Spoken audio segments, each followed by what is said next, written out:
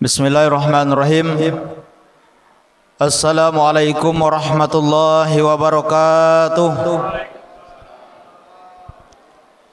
Alhamdulillahirabbil alamin. Asyhadu an la ilaha illallah wahdahu la syarikalah wa asyhadu anna Muhammadan abduhu wa rasuluh la nabiyya ba'dah ila yaumil qiyamah. Yang kami hormati pengurus Masjid Raya Al Istiqomah Pasar Bawah Bangko, dan juga yang kami hormati bapak-bapak, tokoh agama, tokoh masyarakat, serta bapak-bapak, ibu-ibu, para jamaah yang hadir pada malam hari ini yang saya muliakan. Marilah kita senantiasa bersyukur kepada Allah Subhanahu wa taala atas limpahan rahmat taufik hidayahnya. Alhamdulillah, walaupun hari hujan, tapi kita masih diizinkan oleh Allah Subhanahu wa taala untuk hadir di masjid pada malam hari ini. Memang sebagian orang merasa kesal dengan datangnya hujan, tapi kita berpikiran positif saja bahwa hujan di selama Ramadan ini merupakan berkah dari Allah Subhanahu wa taala. Salawat dan salam marilah selalu kita curahkan kepada arwah baginda Rasulullah sallallahu alaihi wasallam. Allahumma shalli ala sayidina Muhammad wa ala ali sayidina Muhammad. Bapak Ibu para jamaah yang dirahmati Allah, pada malam hari ini, yaitu malam yang ke-9, 8 hari sudah kita melakukan ibadah puasa di siang hari. Saya menyampaikan ada beberapa ciri orang yang celaka. Jadi ada beberapa ciri ataupun tanda-tanda orang celaka. Namun sebelumnya saya nak nanya dengan Bapak Ibu para jamaah. Bapak para jamaah mau selamat atau mau celaka? Pasti jawabannya selamat. Mau hidup atau mati? Pasti jawabannya hidup. Mau masuk surga atau neraka? Pasti jawabannya masuk surga. Mau masuk surga besok atau gini? Ini ragu jawabnya nih. Ya. Karena dia jawab kini Pak Ustaz. Wah, lain model tak mungkin model kola masuk surga dak. Tentu ada proses dulu. Bapak Ibu para jamaah yang dirahmati Allah, di antara ciri-ciri tanda-tanda orang celaka, kalau ditanya pasti kita jawab mana yang enak itulah. Pengen selamat, pengen hidup, pengen masuk surga, itulah jawabannya. Tapi kita mesti tahu ada ciri-ciri tanda-tanda orang celaka. Yang pertama, Allah Subhanahu wa taala berfirman dalam surah Al-Mutaffifin, Bismillahirrahmanirrahim, wailul lil mutaffifin. Artinya, celakalah bagi orang yang curang. Artinya apa? Curang di sini curang dalam timbangan, curang dalam menentukan takaran, curang dalam membagi. Ini hati-hati Bapak Ibu, apalagi pedagang, tiap hari nimbang, toke sawit, toke karet. Nah, ini hati-hati Pak. Memang tidak semua, tapi ada. Saya sendiri pun sudah sering nengok Pak. Mungkin Bapak-bapak juga demikian. Apalagi toke-toke nimbang karet, nimbang sawit. Memang tidak seluruhnya, ada sebagian tuh yang curang. Seharusnya tanda panah atas dan bawah itu lurus diam, tapi tak, begitu diangkat dacing masih naik turun 90. Kadang tuh ada 3 kilo 4 kilo selisih itu sekali timbang. Kalau 3 kilo selisihnya sampai 10 kali timbang 30 kilo kali sawit 3.000 sekilo, alah berapa? Ini hati-hati bagi orang yang curang. Curang dalam timbangan, curang dalam membagi, curang dalam menentukan takaran. Artinya membagi tidak sama banyak, menimbang tidak sama berat. Ini yang sering terjadi, Pak. Kalau ini ada pada diri kita, berarti ada tanda celaka dengan kita. Kalau ada tanda celaka dengan kita, berarti tunggu belah. Insyaallah keadilan Tuhan tu pasti datang. Apalagi yang lagi viral gini Pak, kita tengok di pemerintah kita Indonesia. Mungkin Bapak juga sudah tahu kasus di Pertamina, minyak pertalite atau pertamax, gedang curang tu Pak. Ya. Walaupun hukum manusia tidak ada jalan, hukum Tuhan pasti jalan. Bapak Ibu yang dirahmati Allah, itu yang pertama. Yang kedua, tanda curang yang kedua dalam surah Al-Humazah. Wailul likulli humazatil lumazah. Celakalah bagi para pengupat dan para pencela. Artinya apa? Di sini ada dua macam orang yang celaka di dalam surah Al-Humazah ini. Yang pertama humazah, pengupat, penggunjing, ngato kanti, ngupat orang, buka aib kanti.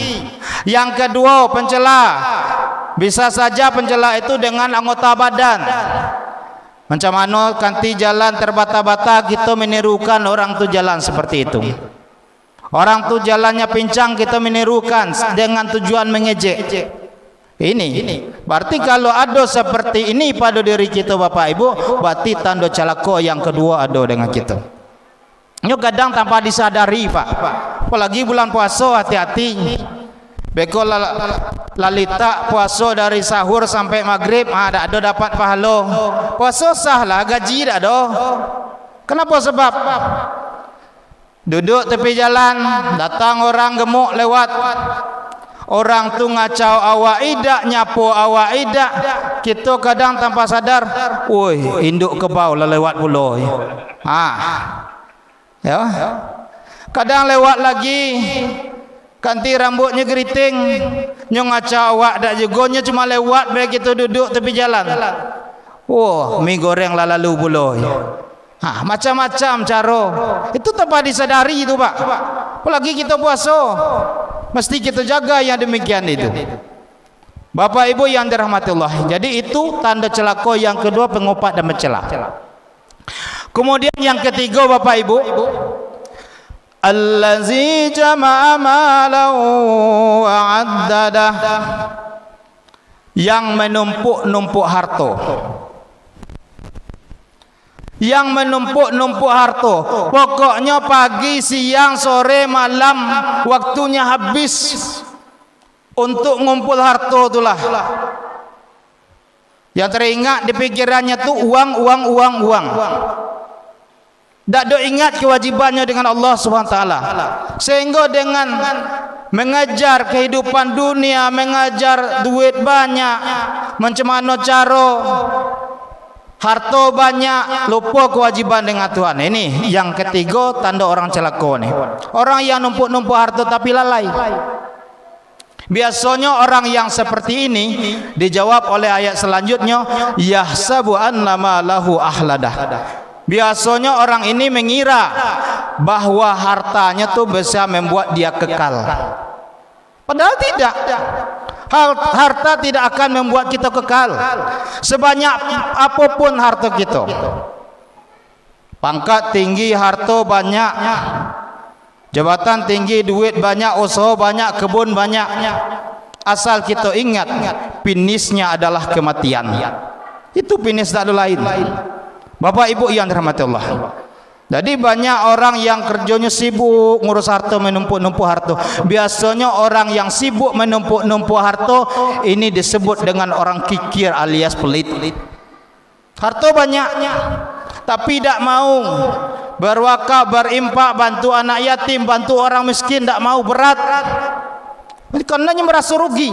Karena dengan harta ini bisa membuat dia kekal. Bapak Ibu yang dirahmati Allah.